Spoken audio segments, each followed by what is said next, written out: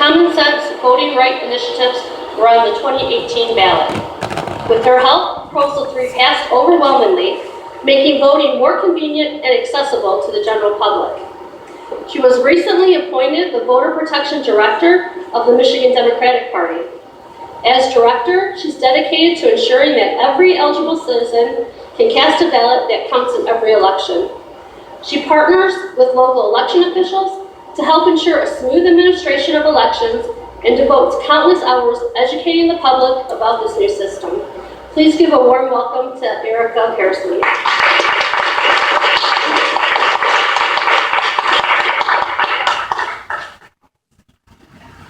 Thank you, Ladonna, and thank you to all of you for inviting me here today. I am an election geek. I think about voting rights all year, every year. So to be part of a celebration of the 100th anniversary of women voting in Michigan is very exciting for me, and I'm very glad to be here. I was asked to talk about the changes to our voting system that we brought in through Proposal 3. But before we get to that, I want to give you a little bit of context. How did we get to the point in Michigan where we needed a ballot proposal, a citizen-led ballot proposal, to get these common sense voting laws into our system? Well, the short answer is that before Proposal 3, Michigan was dead last among the 50 states when it came to making voting more accessible for citizens. Well, actually, that's not quite true. We were tied for last place with Mississippi. Again, Mississippi comes up. And this is actually very weird because at one point, Michigan was an innovator in voting rights.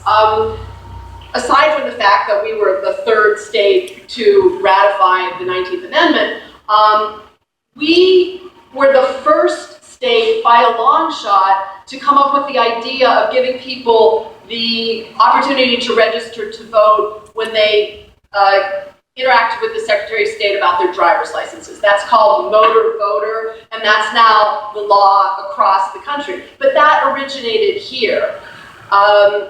However, over the years following that period of innovation, our legislature did absolutely nothing to modernize our election laws, and meanwhile, all of the other states were implementing all of these changes, such as early voting, such as giving people the right, all people could vote absentee.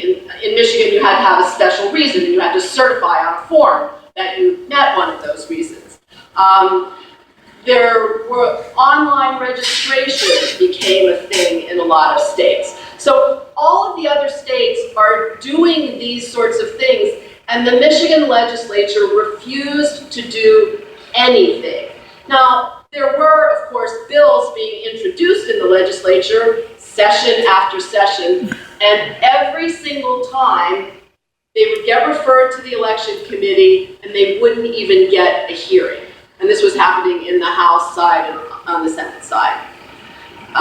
And even no reason absentee voting, which was supported by the Secretary of State, by many, many of our clerks, and by legislators on both sides of the aisle, even that most basic thing could not get a hearing. So you had community groups who were advocating for change in our elections, but perhaps this issue wasn't at the very top of their agenda, because of course there's so many things that we have to fight for in Lansing. Until after the 2016 election. That's when everything changed.